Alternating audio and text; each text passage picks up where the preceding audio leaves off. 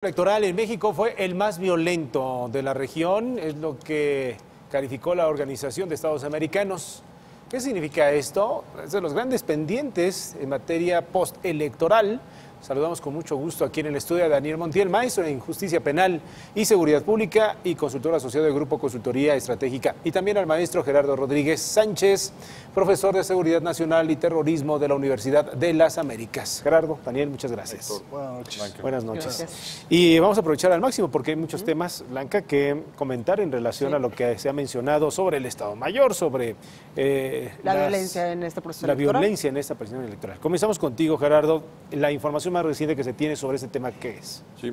El sexto informe sobre violencia política de la consultoría ETELEC ya señala claramente que este proceso electoral fue el más violento en la historia, yo te diría, moderna del país. Yo creo que prácticamente desde la Revolución Mexicana no teníamos estos niveles de violencia. Desde la Revolución Sí, Mexicana. prácticamente. Imagínate, estamos Con hablando el de al asesinato de menos, los candidatos, hablando de al menos 638 actos de violencia contra políticos. De estos 48 asesinatos de precandidatos y políticos, 50 familiares de políticos fallecieron de septiembre de 2017 al 30 de junio de este año. Si a eso le sumamos los pocos incidentes, hay que decirlos, pocos incidentes de violencia que hubieron en la jornada electoral, es el momento más violento de la política nacional. Los estados con mayores índices de violencia, el sur-centro del país, Puebla, Oaxaca, Guerrero. En términos de candidatos asesinados fueron Oaxaca y Guerrero, y los objetivos principales fueron políticos del PRI y del PRD y de Morena en ese orden. Pero también hubo muertos por parte de los otros partidos, PAN, PT, Movimiento Ciudadano y Partido Verde Ecologista. Donde hubo mayores actos de intimidación registrados fue el caso de Puebla. Eso también es sintomático. Que todavía hoy continúan algunas riñas, sobre todo el día de ayer, por los resultados de la elección. Así es. Daniel. Sí, efectivamente, el día de las elecciones no es la única parte del proceso. El proceso arranca desde septiembre con las precampañas, la campaña intermedia y las campañas ya en pleno. Se debe considerar en su conjunto como el proceso. Ya el día de las elecciones, pues es el día D, y que curiosamente el día de las elecciones hubo mucho menos violencia que en todo el proceso. Las personas fallecidas en este espacio de tiempo superan las 125, que eran candidatos, eran presidentes municipales o candidatos a algún puesto.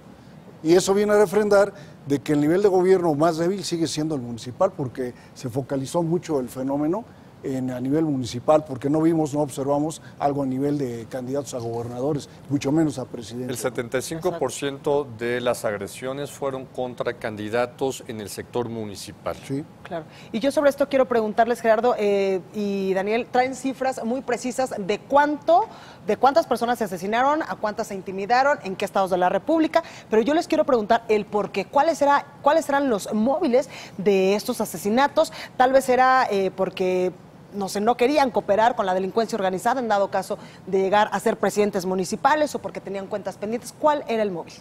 Esa parte todavía no se sabe, nada más están las denuncias. Lo que sí se sabe es el modus operandi, al menos en 2/3 partes de estos actos de violencia, hubo al menos 2 o 3 personas vinculadas con la agresión contra los políticos, contra sus familiares o contra los equipos de campaña. Entonces, sí se puede hablar, en términos de ley y de convenciones, de delincuencia organizada. Los móviles creo que pueden ser varios, y a eso la consultoría ETELEC se está acercando con nosotros, con la Universidad de las Américas Puebla, para hacer un diagnóstico del tema de impunidad de delitos. En Colombia ya se hizo un estudio donde se puede vincular la trama político-delictiva. Y ahí, ¿qué es lo que hay que hacer? Hay que hacer un diagnóstico cuantitativo y cualitativo muy certero, ver en qué municipios hubo candidatos asesinados, Claro. quién se benefició probablemente de esa violencia.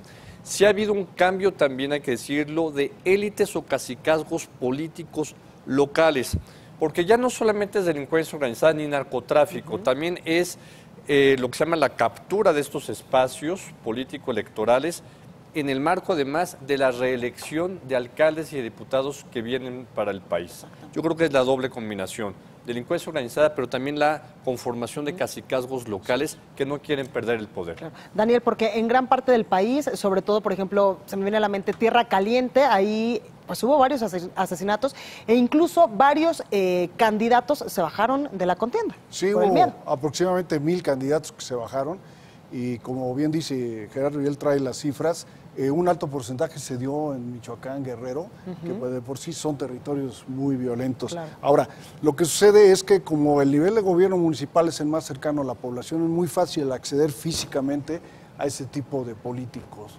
Y sí, los móviles pueden ser varios, pero de que el modus operandi es el mismo, bueno, es que los móviles pueden ser varios, pero los actores, la delincuencia organizada, ¿no? Claro. El punto es que para ver la impartición de justicia en cada uno de ellos se ve lejos, lejos, lejos. Lo hemos dicho aquí, hay estados de la República donde prácticamente no hay instituciones de justicia. Guerrero, Michoacán, Oaxaca, están colapsadas las instituciones estados fallidos. de seguridad y justicia. Bien, este es uno de los temas pendientes, pero para abonar y aprovechar la presencia de nuestros invitados vamos a cambiar de tema porque la coyuntura pues también nos presiona un poco para abordar lo que se ha mencionado ahora con el virtual presidente Andrés Manuel López Obrador, en donde en temas de seguridad pues ha mencionado que pues no estaría haciendo uso del Estado Mayor Presidencial. Lo que significa esto, en donde platicando con Daniel decía, bueno, pues no únicamente no es el no hacer uso de los servicios del Estado Mayor de manera personal, sino Claro. porque eso interviene en un aparato en todo el país. Entonces, Gerardo, comenzamos contigo. Mira, el Estado Mayor Presidencial creo que es una de las instituciones de seguridad nacional más estables, más reconocidas, de mayor prestigio. Pero han sido los excesos de los presidentes, de los expresidentes, de sus familiares y del gabinete que se han aprovechado de esta institución. Obviamente el Estado Mayor Presidencial tiene canonjías que no tienen otras instituciones. Pueden organizar más fácilmente una visita de Estado, las giras presidenciales al interior del país. Entonces, de eso se aprovechan. El Estado Mayor Presidencial tiene a su cargo a elementos de las Fuerzas Armadas. Aproximadamente 2/3 partes forman parte de las Fuerzas Armadas, pero también hay elementos de la Policía Federal y civiles que están a su cargo. Es una propuesta, y hay que decirlo, política, porque de un guamazo, al desaparecer el Estado Mayor Presidencial y pasarle los elementos a sus instituciones, Sedena, Marina, Fuerza Aérea, Policía Federal, y a los civiles seguramente se quedarán sin chamba, va a bajar radicalmente el presupuesto de la Presidencia de la República. Pero ¿quién va a asumir los costos de organizar giras internacionales? Las otras secretarías de Estado, y ustedes, los periodistas, tendrán que pagar el costo de los viajes internacionales que se beneficiaban de subirse, por ejemplo, al avión presidencial. De acuerdo. Daniel. Sí, debe quedar claro de que el Estado Mayor Presidencial es un órgano técnico militar de alto nivel y de alta capacidad, y que se ha confundido como un grupo de guardaespaldas o que están encargados únicamente de la seguridad física personal del presidente y su familia. En la ley orgánica y en el reglamento del Estado Mayor Presidencial tiene asignadas sus funciones, y no solo es eso.